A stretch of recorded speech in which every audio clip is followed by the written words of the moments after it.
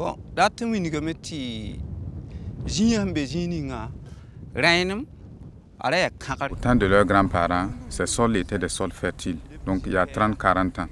Mais suite justement à la dynamique érosive liée justement au vent, liée aux eaux de ruissellement, et tout le sol, une bonne partie du sol a été décapée, laissant ces sols nus, complètement dénudés et dégradés. Donc suite au conseil des agents de l'agriculture, il leur a été recommandé pour pouvoir bien produire, dans un premier temps, de chercher à déterminer les courbes de niveau.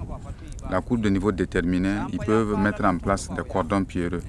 Et suite justement à la mise en place de ces cordons pierreux qui vont bloquer le passage de l'eau, ralentir le ruissellement, ils peuvent même mettre sur ces parcelles et appliquer la technique du zaï. Le zaï est une technique vraiment avantageuse, mais présente également quelques difficultés. Et il rencontre deux grandes difficultés majeures. Dans un premier temps, c'est un travail qui exige beaucoup d'investissement humain. Le travail se passe généralement en saison sèche, donc compte tenu justement de la chaleur souvent, ça exige beaucoup d'investissement humain, ça exige beaucoup d'heures de travail. Donc de sorte que généralement la nuit, on a en tout cas des courbatures lorsqu'on finit d'appliquer la technique. La deuxième difficulté, c'est surtout l'insuffisance ou le manque de petits équipements agricoles. Vous voyez qu'il faut utiliser le niveau à eau, il faut utiliser la pioche, il faut des cordes. C'est des équipements dont l'acquisition n'est pas surtout facile pour surtout des petits producteurs généralement pauvres. Donc, alors que sans ces équipements, il est difficile de conduire correctement la technique. Je dis que la technique consiste justement à creuser de sorte que la terre qui sort du trou puisse être déposée de l'autre côté, c'est-à-dire en aval du poquet.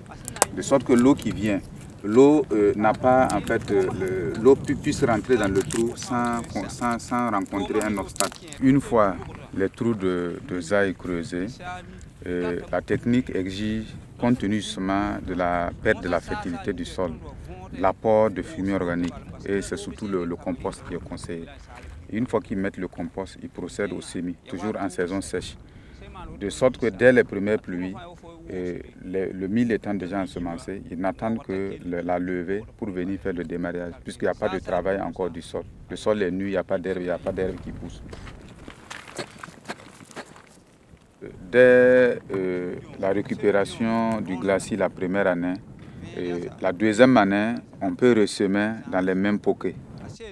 Au bout de 5 ans, on va se rendre compte qu'il y a une certaine régénération naturelle. La végétation commence à s'installer. La fumure qui est restée. La fumée qui est restée.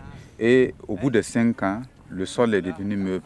On peut maintenant, lorsqu'on dispose d'un équipement, c'est-à-dire la traction animale, on arrive, on n'a plus besoin de faire du zaï, on peut labourer directement et puis semer.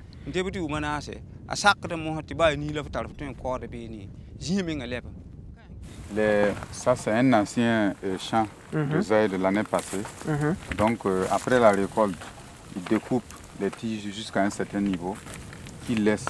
Et ces morceaux de tiges constituent en fait des facteurs pour retenir en fait la biomasse qui reste sur le site. Et cette biomasse-là est par la suite utilisée par les termites qui vont faciliter justement l'infiltration de l'eau. Les termites, lorsque ils envahissent le sol, dévorent la biomasse, restent et facilitent l'infiltration de l'eau. Et en plus, la tige qui reste également sert de repère pour les semis de l'année qui suit. La partie restaurée vaut déjà 4 hectares.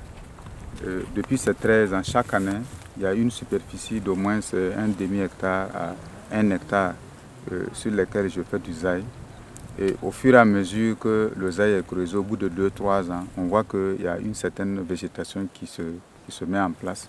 Et progressivement, vous voyez que sur les 4 hectares, c'est couvert de végétation quand même assez acceptable. Et chaque année, je progresse sur justement le front du glacis. De sorte qu'au fur et à mesure que ces terres sont récupérées, on peut dire qu'on peut mener toutes sortes d'activités sur ce sol. Et sur le zipélé qui reste, qu'on vient de voir à l'instant. Et chaque année, la dynamique se poursuit de manière à ce qu'on puisse faire disparaître le Zimbélé et récupérer toute la superficie qui m'appartient et qui s'était transformée jadis en glacier.